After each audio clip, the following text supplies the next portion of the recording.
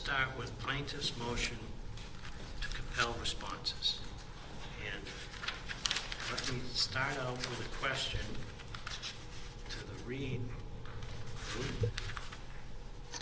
Attorney Rosenberg, in your opposition, you're basically saying the motion is moot because you responded to requests on May 21st, right?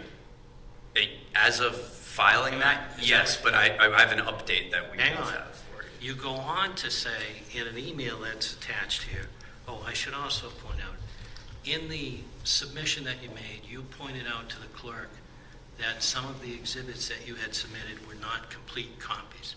So for the record is clear, you submitted complete copies of 3 exhibits that the court has substituted for what was in there because they weren't complete, correct? Correct. I think that relates to the other motion, however. But yes, that's correct, Your Honor. Right.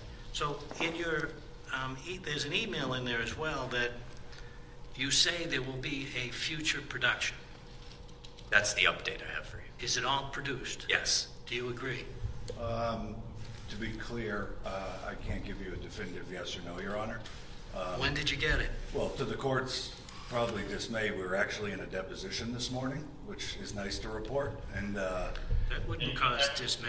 yeah, I wasn't sure. I knew you might cause shock. I didn't know if dismay would come along with it. But that being said, Attorney Fell, my colleague, and I were in attendance for this morning's deposition, and Attorney Diller is unavailable at the moment.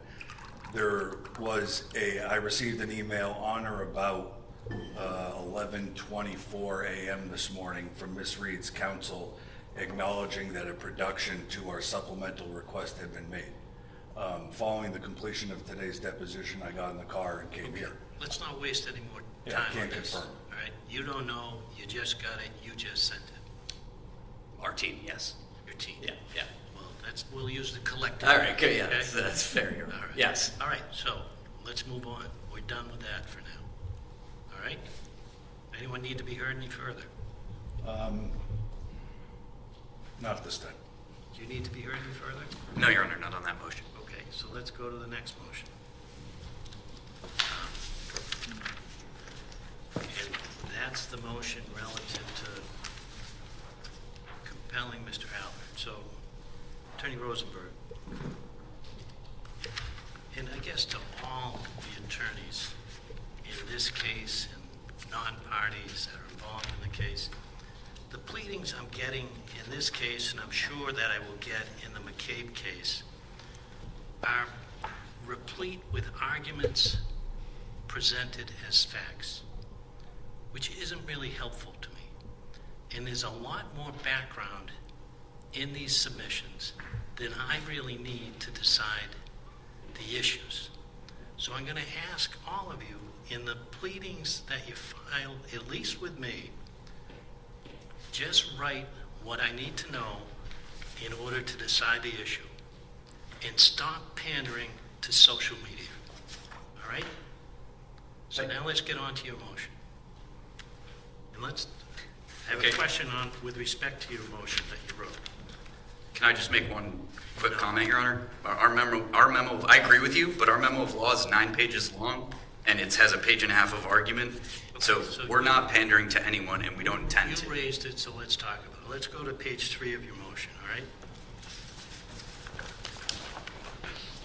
And top page, we don't have to restate the words, but end of the first sentence to the end of the second sentence, end of the first line, not, to the end of the second line, all right?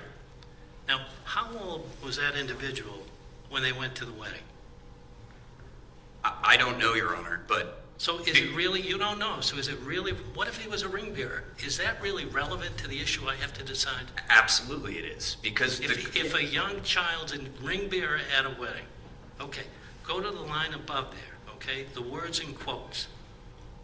Whose words are those? Because there's no reference, no citation to it, which makes it totally not helpful to me.